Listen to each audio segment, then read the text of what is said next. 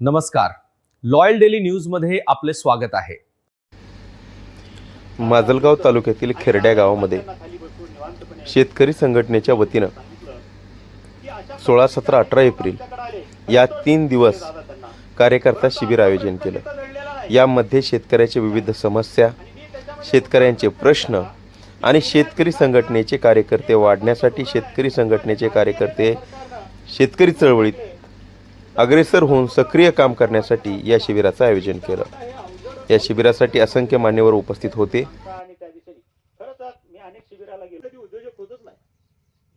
पण तुम्ही आम्हाला उद्योजक म्हणून मान्यता दिलीच नाही। की आजकाल शेतीचा प्रश्न सोडवायचा म्हणजे ऊस घालवायच्या वेळेस ऊसाचं आंदोलन, मग त्यावेळेस काय चर्चा होती? ऊसाचे किमान बाबा FRP ची रक्कम द्या, मग त्याचे उत्पादन खर्च किती होतंय, काय होतंय, अशा चर्चा समोर येते। मग दादासारखा नेता म्हणतो किंवा यावर्षी 7,500 रुपये टनाला मिळाले तरी कमी पडायला लागले। आता बापूंनी सांगितलं की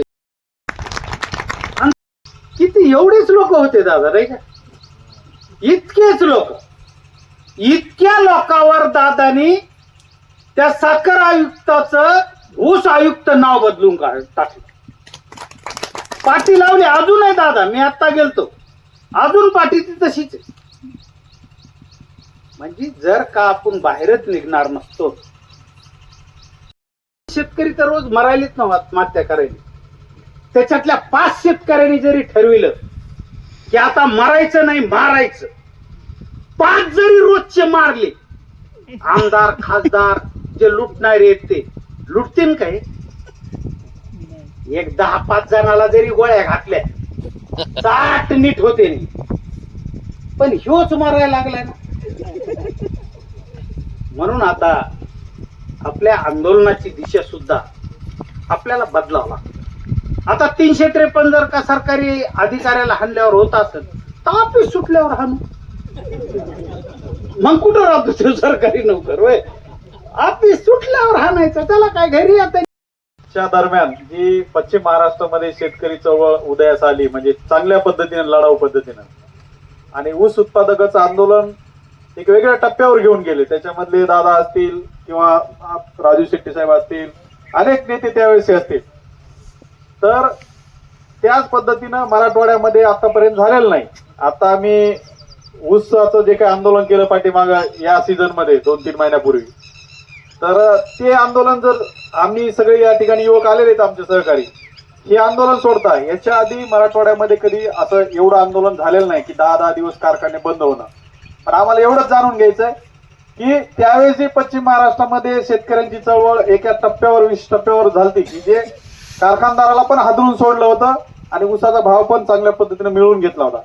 ती चळवळ उभा करण्यासाठी आमच्या तरुणांना तुम्ही काय संदेश देताल किंवा तशी बांधणी करण्यासाठी आम्हाला काय करावं लागेल, यासाठी थोडं मार्गदर्शन करावं। असा वेगळा नाहीये। माधव कुठं आहे? गायकवाड तुला दिलं ना पुस्तक ते सगळं, वेगळे ते वाचून दाखव। मोहन आणि हा माधव जवळ करायचं अन्याय होत। प्रत्येक चळवळीच्या माग अन्याय होतोय अशी परिस्थिती असते।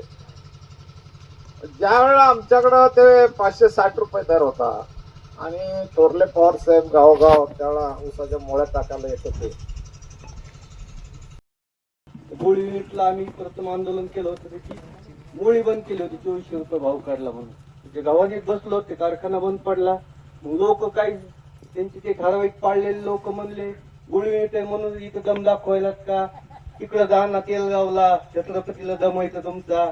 मग आम्ही पुन्हा पेटलो, पुन्हा जवळ केले, पुन्हा शेतकरी संघ समिती सगळे संघटनांनीच केलं, करायला पाहिजे का? पुन्हा हळूच कमेंट करून सांगते विम्याच्या विभागानं का आम्हीच का? सगळं काम धंदे आहेत काय आहेत, शेवटी हे करून सगळं बघायचे, म्हणजे हळूच हे बघाना ते बघाना, मग आमचं बिलच निघायना ते बघाना। शेतकरी जागृत का होईना स्वतःच्या पैशासाठी बी हा प्रश्न।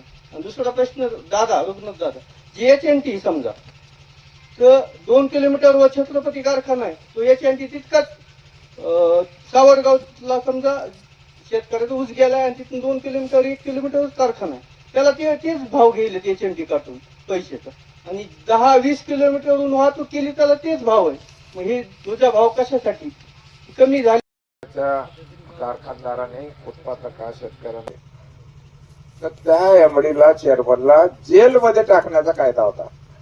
नुसतं केस नव्हती तर केस केली तर अटक होते, जामीनवर सुटका होते, मग कोर्टात केस जाते. मग ती तशी तरतूद नव्हती. त्या कायद्यात तरतूद अशी होती की बिनपट्टी जर ऊसाची तुमचं वजनाची पावती दाखवली शेतकऱ्यांना आणि याचे पैसे दिले नसले आणि जर का 14 दिवस होऊन गेले असले तर चेअरमनला, एमडीला जेलमध्ये टाकण्याचा कायदा होता.